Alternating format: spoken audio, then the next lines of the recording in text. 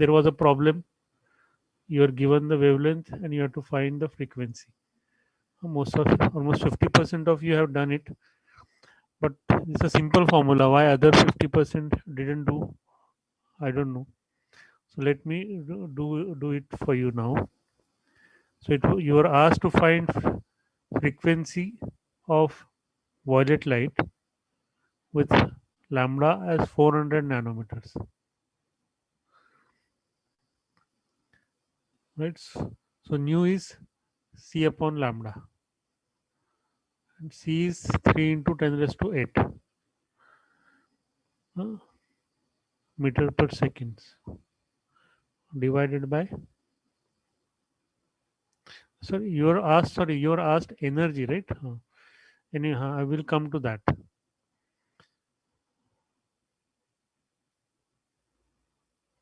So problem was slightly different, but anyway, let's do this. 400 nanometers, so 10 raised to minus 9 meters, right? So it is 3 by 4 into 10 raised to 8, and this square 10 raised to 2, and so 10 raised to minus 7. So frequency is in hertz, so it is around is 0.75, 715 into 10 raised to 15 hertz, right? Or 7.5 into 10 raised to minus 14 hertz.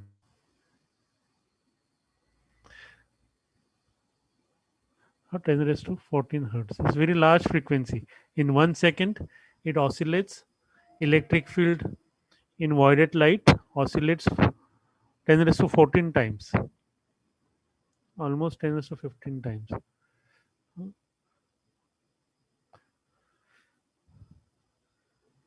Right. So now there is a photon concept.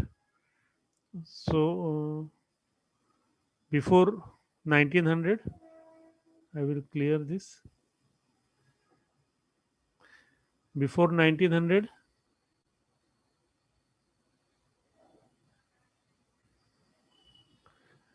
electromagnetic radiation, people thought that electromagnetic radiation is only wave, was thought only as wave. But after 1900, it became clear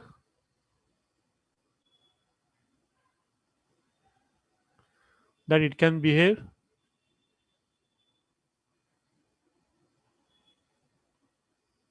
as particles also,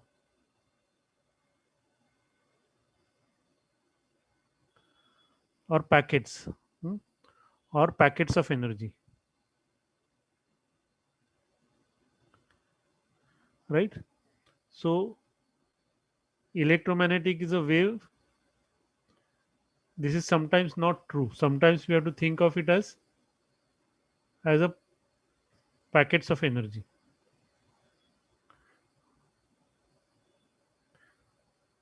huh? Each, if the frequency is same, it is a monochromatic light, then all packets will have same energy. If it is not monochromatic, let's say white light, then there will be photons or packets of different energy depending on. So packet, each packet has energy h nu, right? So if you add all these, then you will get a wave, of course, right? But that wave consists of small packets, and you cannot break that packet. You cannot have half of, you cannot have electromagnetic packet with energy h nu by 2. That is what it says. So energy is quantized.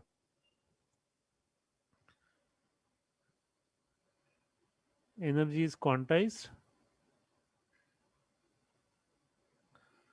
and we cannot have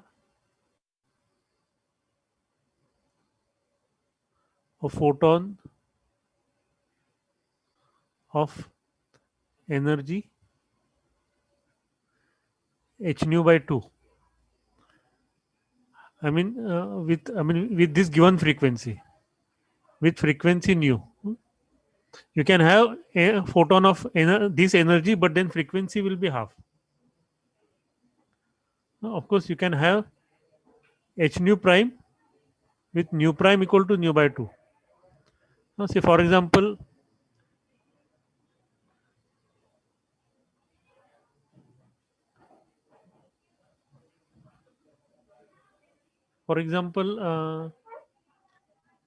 your red light has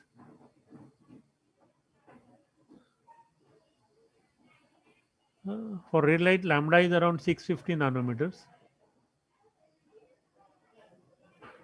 So if I double the frequency, if I take another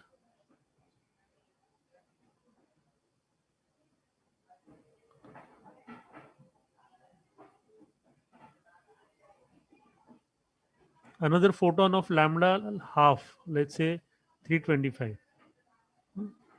So photon of lambda equal to 325 nanometer will have double the energy, because then if wavelength is half, then frequency will be double. Will have double the energy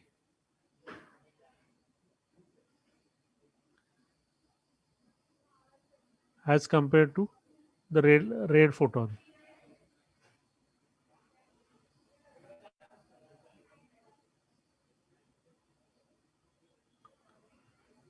Okay, so let's find out energy of violet photon. I will clear this, and that was a problem in the.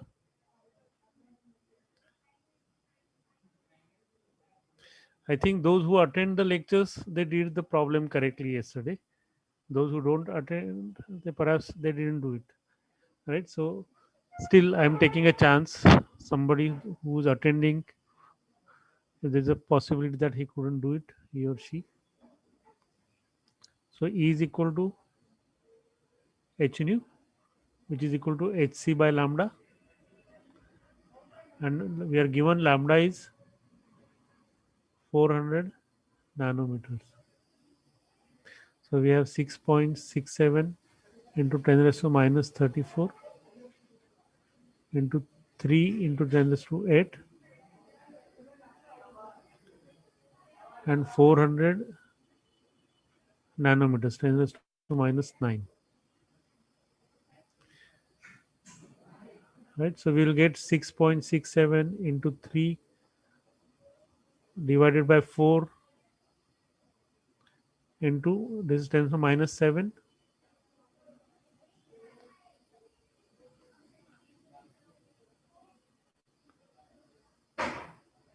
This 8 and this will give you 10 raised to minus 26, and 26 minus 9 will be 10 raised to 17.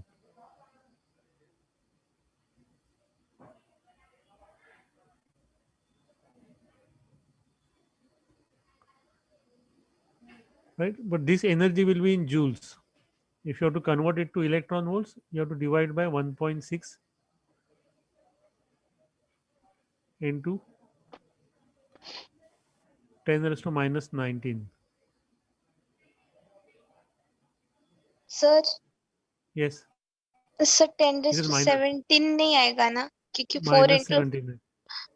No sir, but No, यहाँ पे 400 into 10 raise to minus 9 था, नीचे हमने लिया तो 4 into 10 raise to minus 7 हुआ, right? हाँ sir, right, ये 7 हो गया, सॉरी. तो फिर गुड. ऊपर के, हाँ, हाँ, तो ये 26 और 7, सो तो ये वो 19. राइट था यहाँ पे. हाँ हाँ, सॉरी, तो ये 10 to minus 19 हो जाएगा.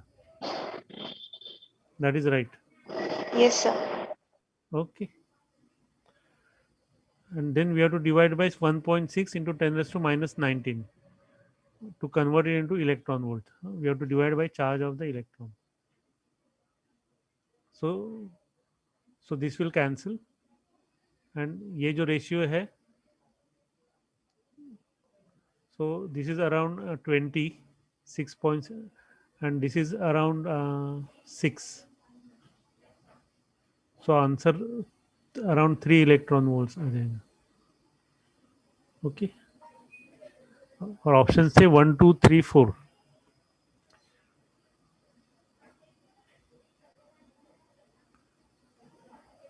Okay. So then we studied, I will clear this. Then we studied photoelectric effect.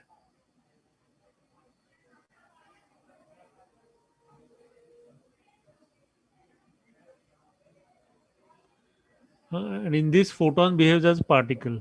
So light behaves as a particle.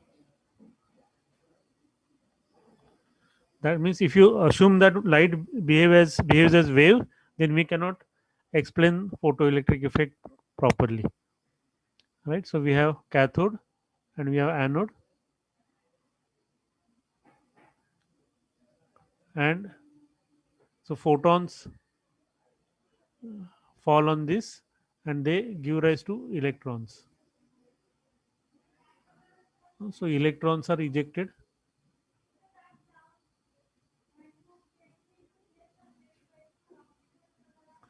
and this process is instantaneous. So it's a collision process between photon and electron. It is a collision process. So it is it is an instantaneous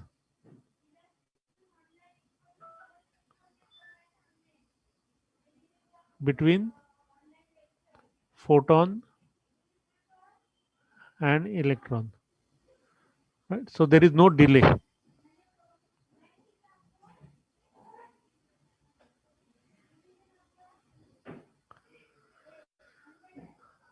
Right?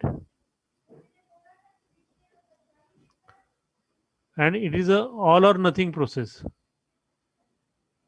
That means all the energy of photon is given to the electron or nothing is given. All or nothing.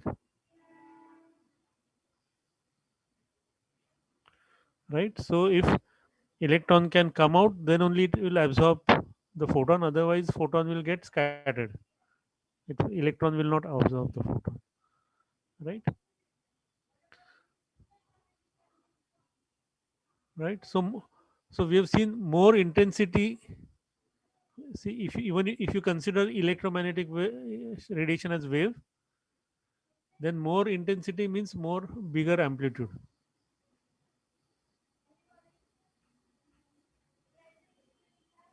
Keeping same frequency, then energy is more. If you look at them as photons, then more intensity means more number of photons.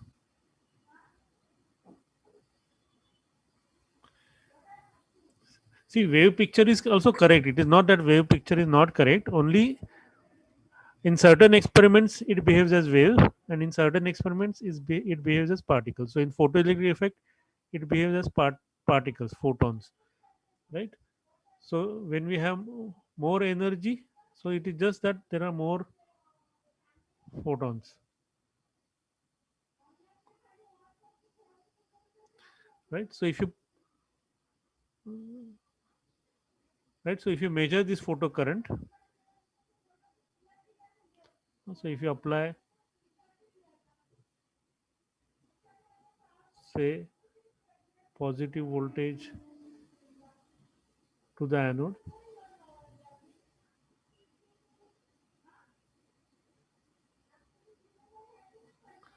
and measure the current through this galvanometer, then as you increase the voltage, current will increase. At 0 voltage, you will get some current because some electron will reach anode and you will get a current. As you increase the voltage, more electrons will reach and you will get a curve like this. After certain voltage, this is VAC. VAC, voltage between anode and cathode. After certain voltage, current in number of electrons current will not increase, because once all the electrons reach here, after that electrons number is not going to increase, so current is not going to increase. But if you increase the intensity of light, that means you add more photon, that means there are more photons, double the intensity, then current will also increase, and it will saturate to a different higher value. This I is 2I, because if there are more photons, there are more collisions, and so more electrons will come out. So this is I current, and this is voltage. Now this is if you apply positive voltage. One can also apply negative voltage. One can change the polarity here. So negative voltage is applied here. So electrons then get repelled. So current decreases as you make current voltage more and more negative. Current decreases, and it finally reaches zero. This is called stopping potential. Now stopping potential does not, if it is same frequency, if you just increase the intensity, stopping potential is finally same. So this is some frequency nu. Light is, so the stopping potential,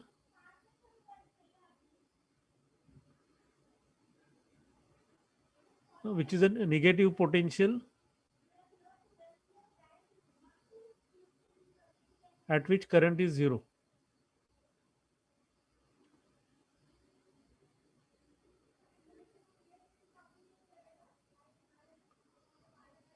uh, does not depend on the intensity.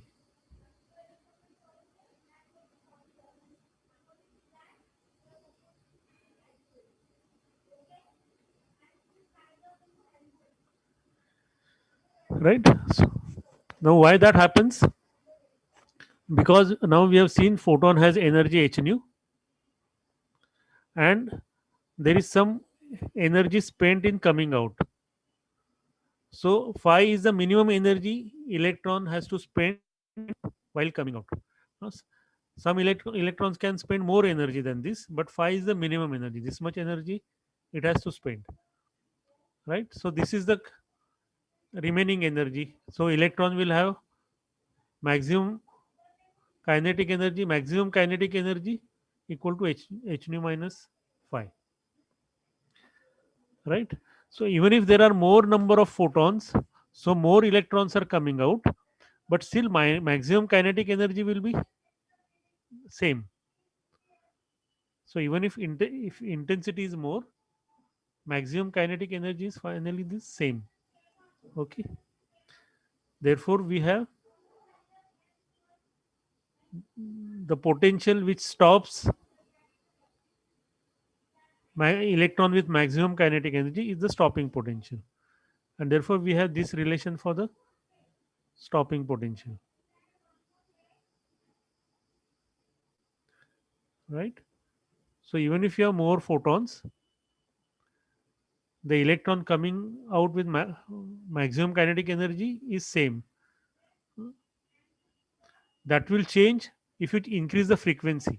If you increase the frequency, then h nu will increase, and hence energy remaining with electron will increase, and hence the potential required to stop the fastest electron will also increase. So stopping potential depends on frequency,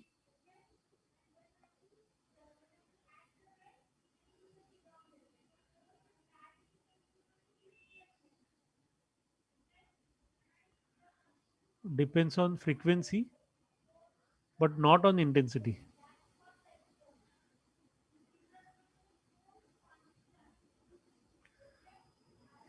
Okay, this is an important point which is not stressed in the 12th standard when you study this. Okay, so I will clear this.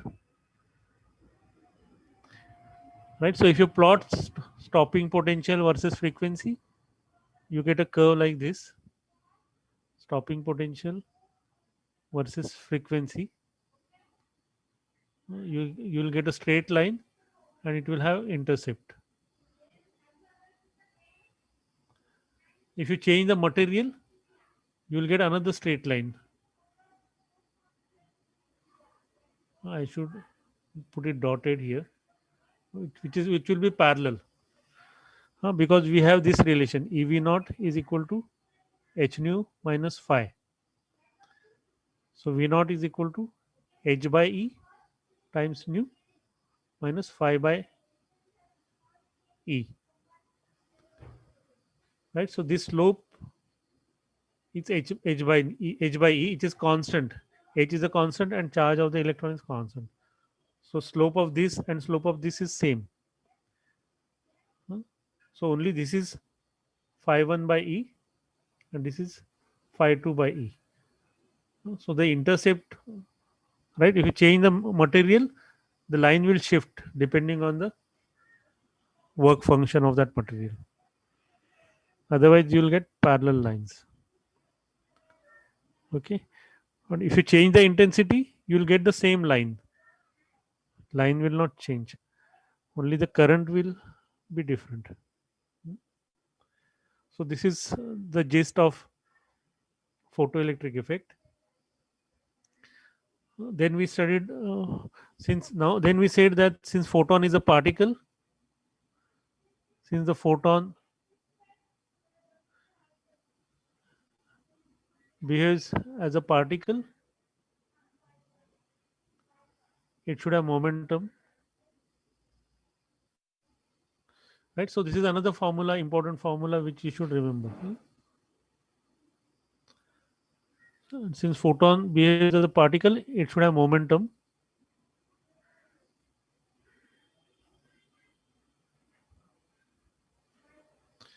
And that momentum is given by P is equal to E by C.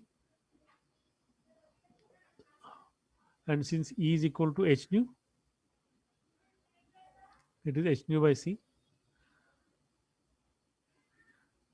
And nu by C is 1 upon lambda. So it is H by lambda. So this is another form. This formula comes from relativity. We have not derived it. See, this famous formula E is equal to mc square. So E by C is mc, which is mass into velocity. Therefore, it is momentum. Right. So that is this formula. Right. So this is the third formula you should remember, or the fourth formula. First two where lambda is equal to h by nu, and then E is equal to h nu.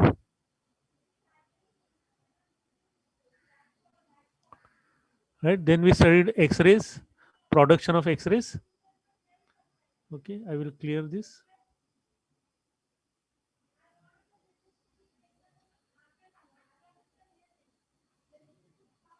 Production of X-rays.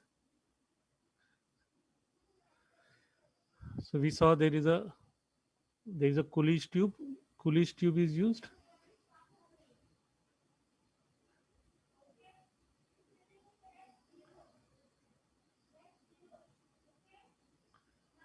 So there is a filament which is heated.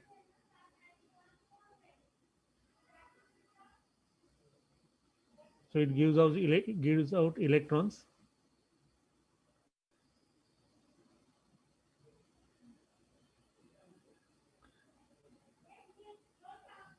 And so there is a target. So electrons are accelerated by a very large voltage.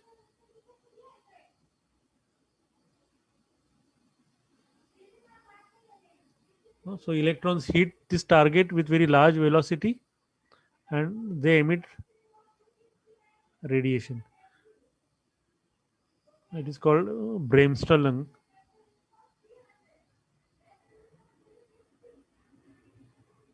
Or braking radiation, because electrons suddenly are stopped by this material. So either electrons come to rest completely or they will get deflected. So they will give some energy to the target or it will lose some energy. So electrons will either completely lose energy or partially.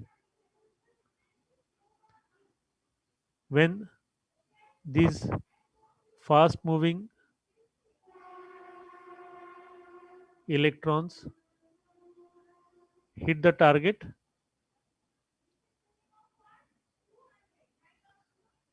they lose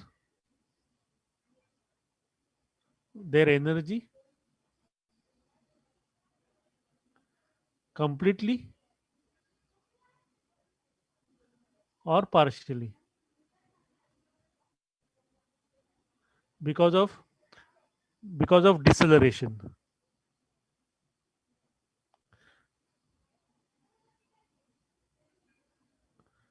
Deceleration is opposite of acceleration. So whenever charged particle is accelerated or decelerated, it emits radiation. Okay. So because of deceleration, so radiation is emitted and it lies in X-ray region. So these are X-rays. We can find out. So when electron is accelerated through potential difference V, it gains energy. When electron is accelerated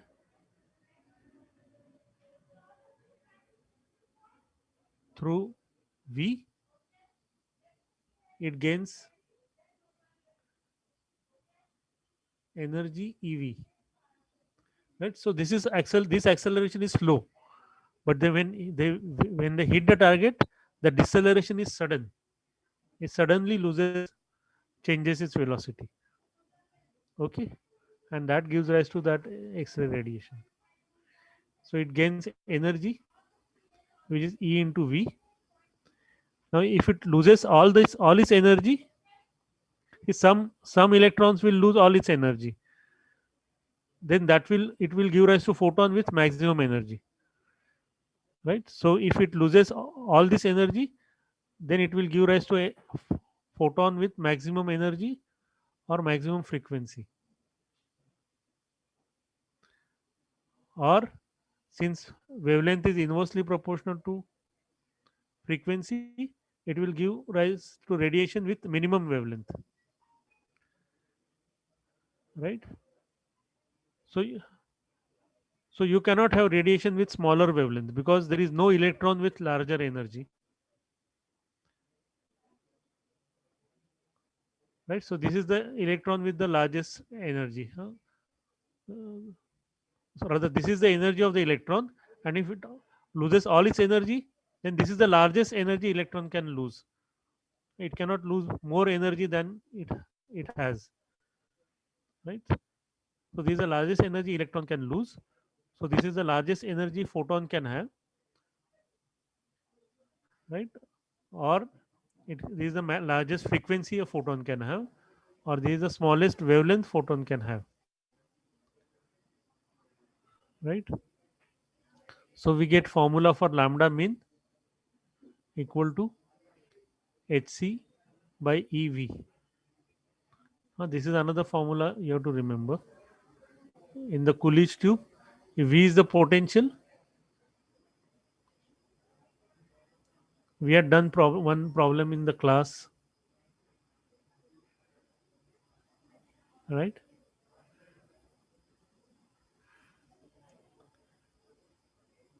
So you get a curve like this. If you plot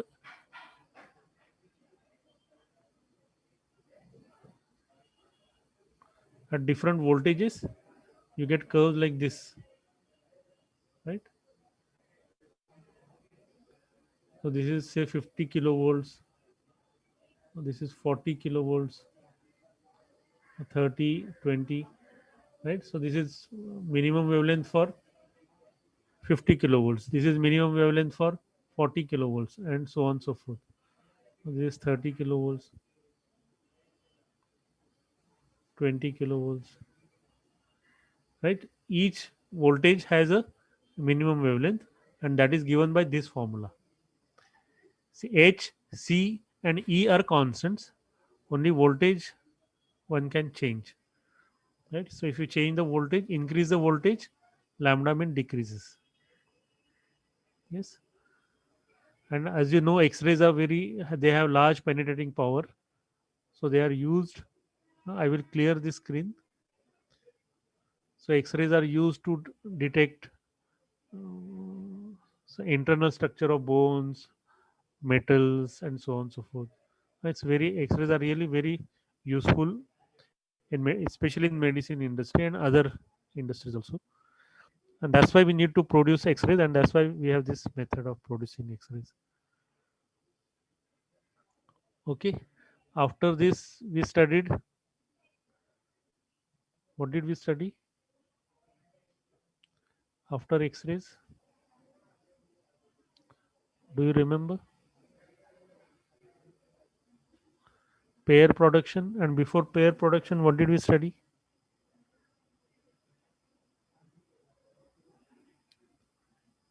Can anybody recall?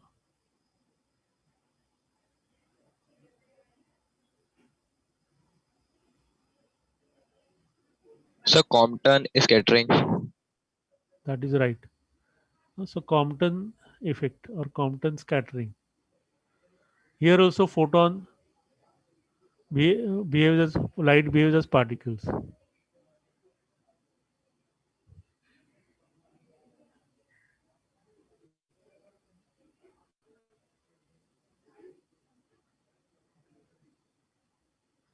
Right. So there is an electron, and there is so if you consider electromagnetic radiation as wave, then you would expect that scattered photon has same frequency as the incident. But what is observed is, so electron gains some energy and moves in some direction, and photon moves in some other direction, and it has a different frequency. It has a smaller frequency, and that frequency depends on this angle, angle made by scattered photon with the incident direction. Right. So what happens is photon co- collides with electron because these are particles, and it gives some energy to electron. So electron gains some energy. So photon loses some energy. So h nu prime is less than h nu, or nu prime is less than nu. Right. So frequency of scattered photon is less than frequency of the incident photon, or since wavelength is inversely proportional, lambda prime is greater than lambda. Wavelength of scattered photon is greater than wavelength of incident photon. And then we have formula for change in wavelength, which is lambda prime by lambda equal to h by mc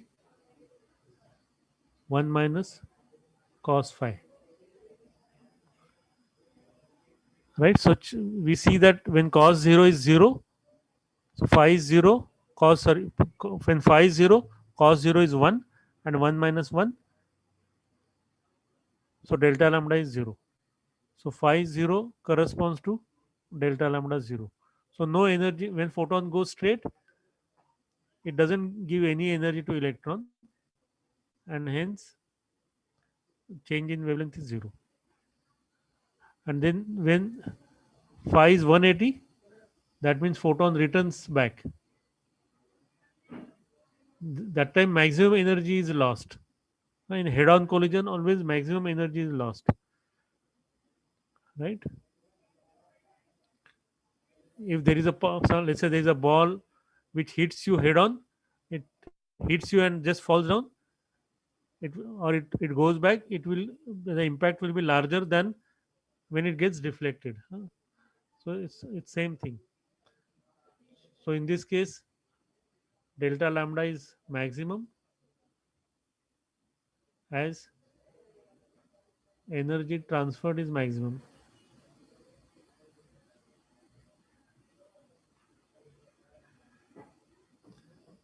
And it is given by, so delta lambda is twice cos 180 is minus 1, so minus minus 1 becomes plus, so twice h by mc.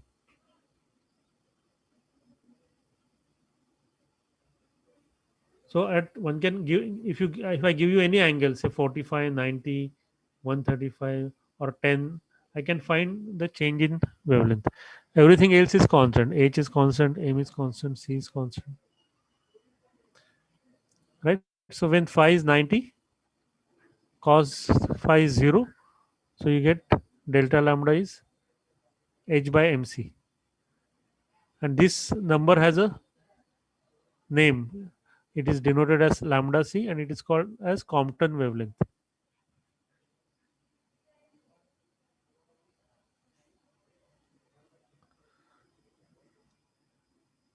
Right? So we can write this as twice of lambda C.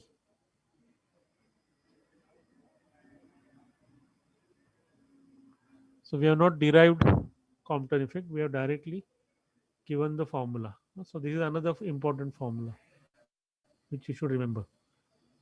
You can be given any angle and you have to find you can be given this lambda and angle. You have to find new lambda, or you can be asked when is, you can be told that you may not be given angle, but you are said that energy transferred is maximum. That means phi is 180 that time, right? Then last thing we studied was pair production and also annihilation.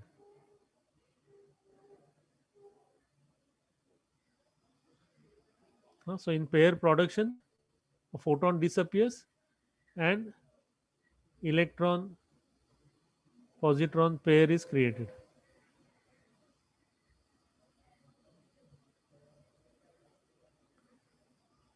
Right? So, but this can happen only in the vicinity of, of a nucleus. This cannot happen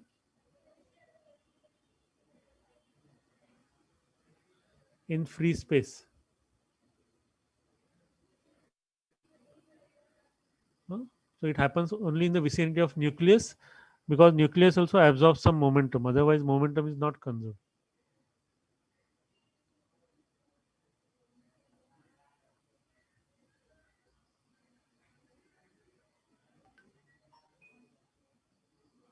As nucleus absorbs some momentum, which is needed for momentum conservation. Right? So we can find out if so at the minimum energy required, the minimum energy photon h nu, the photon should have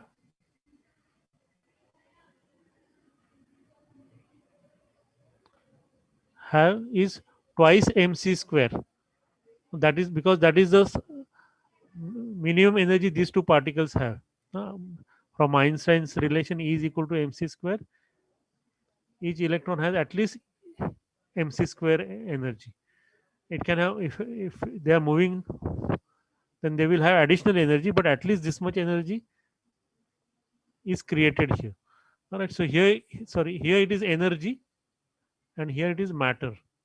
So it is this process converts energy to matter, right? But all the matter also have some rest mass energy by given by Einstein, E is equal to mc square. So this has energy 2 mc square. So that means this photon should have at least this much energy, and this comes to 2 into 9.1 into 10 raised to minus 31 into 9 into 10 raised to 16, and for electron volts we divide by 1.6 into 10 raised to minus 19. So how much is this? 2 into 9.1 into 9. So 9 nines are 81, multiplied by 2 is 1.6, 160. This is little more than 160 divided by 1.6. So you'll get around 100, some number little more than 100. and 10 raised to minus 31 and 16 will give you 10 raised to minus 15, and this is 10 raised to minus 19. So you will get 10 raised to 4 here. So this is around 1.02 MeV. This is around 100 and this is 10 raised to 4. So you get 10 raised to 6. Right? So this much energy is needed. So this photon should have at least energy more than 1 MeV. And if you calculate wavelength, that comes to picometers. Right? So if you do hc by lambda is 1 MeV. So lambda is hc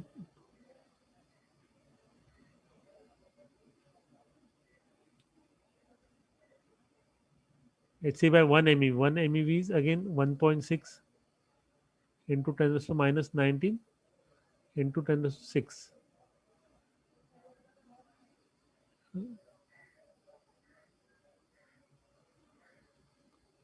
Maybe I will do it here.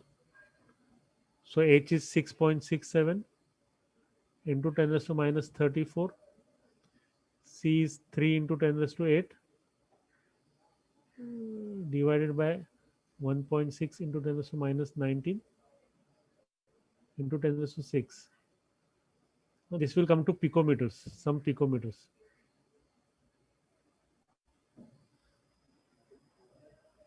So wavelength is smaller than the atomic nucleus. So it is in gamma rays. Right? So these are gamma rays. So pair production can happen only with gamma rays. Right? So in pair annihilation,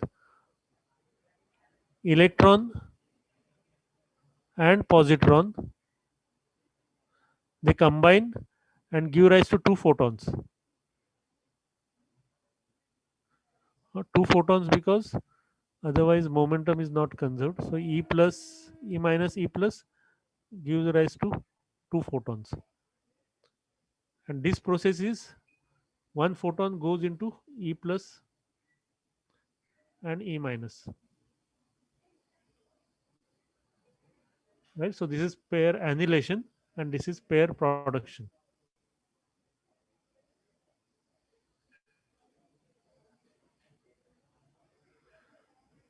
Right? So that sort of summarizes what we have learned till now. Do you have any questions? Anybody has any question?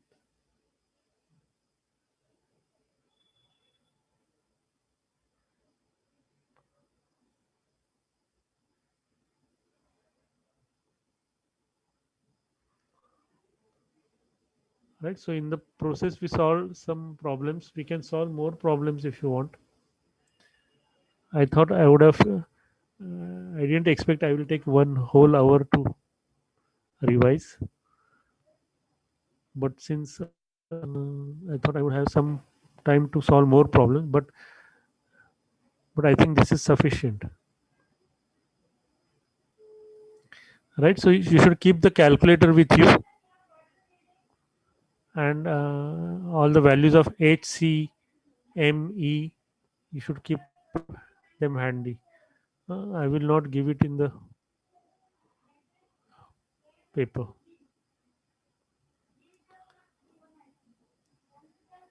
Is that fine? If there is no question, no doubt, we will stop here and I will end the meeting.